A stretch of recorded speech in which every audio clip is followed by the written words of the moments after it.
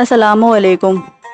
हमारे इलाकों में बेशुमार परिंदे, बिल्लियाँ, चूहे और दूसरे जानवर पाए जाते हैं और ये जानवर अपनी तबई मौत भी मरते हैं, लेकिन इनकी मुर्दा जिस्म किसी को भी नज़र नहीं आते।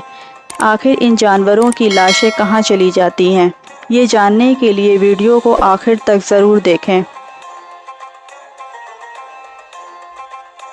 रोज़ाना इस दुनिया में हज़ारों परिंदों और दूसरे जानवर मरते होंगे, लेकिन इनके मुर्दा जिस्म हमें कहीं नज़र नहीं आते। अलबत्ता इन मुर्दा जानवरों की लाशें हमें ज़रूर नज़र आती हैं, जो कैद में मर जाएं या उन्हें जहर दे दिया हो, या शिकारी ने या किसी दूसरे परिंदे ने उसे घायल किया हो।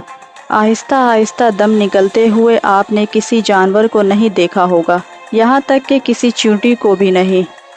इमाम जाफ़र सादिक ने जानवरों के बारे में एक हैरान कर देने वाली बात बताई। आपने फरमाया, ये मुर्दा अजसाम तुम्हें इसलिए नज़र नहीं आते कि चौपाइयों, परिंदों और दूसरे जानवरों को अपनी मौत का इल्म अल्लाह की तरफ से पहले ही हो जाता है। वो इस मुकर्रर वक्त से पहले पहले पहाड़ों की गारों, दरख्तों के खोखले तनों, ज़मीन के सुराखों या गहरे घड़ों में जाकर बैठ जाते हैं और वहीं मर जाते हैं।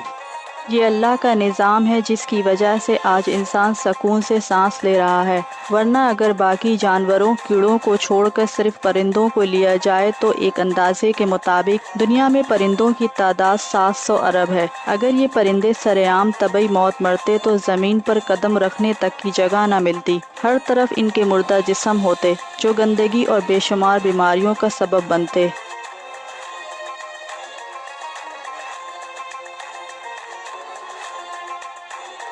इस वीडियो को लाइक करें, हमारे चैनल को सब्सक्राइब कर बेल आइकन जरूर प्रेस करें हमारी न्यू वीडियो सबसे पहले देखने के लिए।